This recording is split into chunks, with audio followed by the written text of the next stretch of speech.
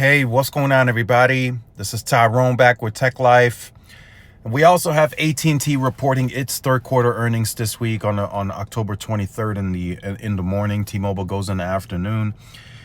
And we have some Wall Street estimates for some key metrics for AT&T.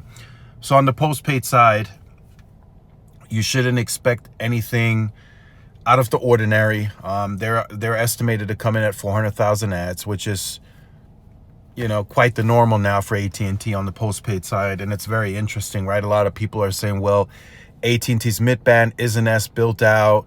They're small. They lack small cell densification, but yet they still do 400,000 a quarter. And they don't do discounted lines. They don't do free lines. Yeah, they offer certain discounts for corporate employees, military discounts, but the overall structure, they don't do buy two lines, get a third line free. So that's, adding 400,000 customers a quarter for AT&T. That's a solid amount of money that they're making, especially if a good amount of those customers are converged into that fiber offer, which the fiber tiers are, quite a bit more expensive as well. So on the financial side, AT&T should be firing on all cylinders, especially as its fiber offering continues to grow and scale. And, December 3rd, keep that date in mind, we see more of an outlook on where they plan to take the BlackRock and all the other leasing deals that they've done recently. The not outsourcing the fiber, but they're striking deals, same deals as what T-Mobile's doing, and they want to continue to scale that way as well. So this is going to get very interesting to keep an eye on AT&T. I know AT&T isn't as dynamic, and a lot of people have a lot of opinions about AT&T's network, but they make it work. I feel they do just enough to keep up with usage.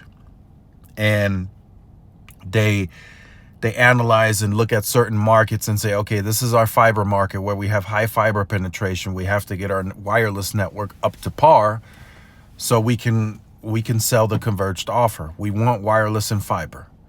And that's something that they have to continuously look at and continuously invest in, right? You can't have a great fiber network and let your wireless network sit. That's not going to work, right? The consumer is not gonna go with that. And that's why where AT&T states or Verizon states that where they have fiber, they do great in mobile.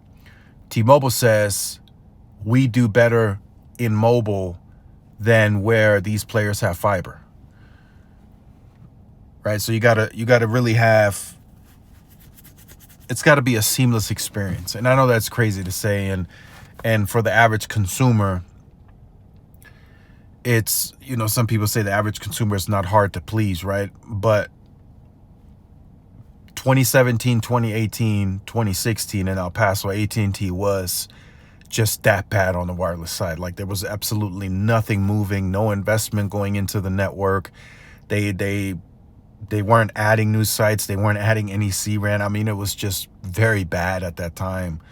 I mean, they were adding like new panels to existing sites. They added like band 30. They added some of their mid-band spectrum, but they weren't adding anything new. So the bad RSRP areas, they were just that bad, and they kept continuing to be bad. So you couldn't stream. You had cutouts. So that's why the whole fiber and wireless thing wouldn't really work back then, because the wireless network just wasn't on par with fiber. So there were a lot of instances, and still today, where people have AT&T fiber, but they have T-Mobile for wireless, or they have AT&T fiber and Verizon for wireless. So that's why AT&T has to invest.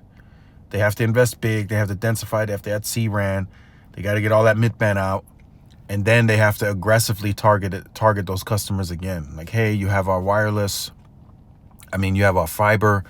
Here's an additional, 30% offer for 1 year, and then 20% for the rest of the account, right? For the rest of the life of the account. right? They really have to target those customers to try and pull them in. They're already in the billing system on fiber.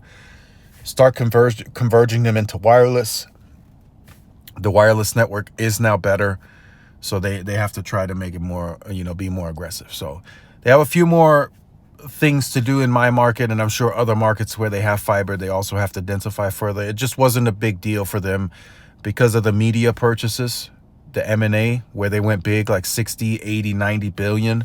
So of course the wireless network suffered because of that. I'm just being honest. So yeah, there are some markets where AT&T had high penetration on market share, where they did go bigger on investing, but now they still have catching up to do in the markets where they didn't invest as heavy, because now they're growing wireless because of fiber, and the wireless network is lagging behind. So now they got to fix those RSRP areas. They got to fix those slower areas. They got to fix that. So we'll see what happens. Q3 is looking to be a very normal quarter for AT&T. 400,000 customers per quarter. I would say 250,000 fiber ads, and then maybe like 100,000 FWA ads. I think that's going to be the very normal for AT&T. So let me know your thoughts in the comments. Like, share, subscribe if you're new. Follow my social media outlets. This is Tyrone with Tech Live. See y'all in the next one. Peace.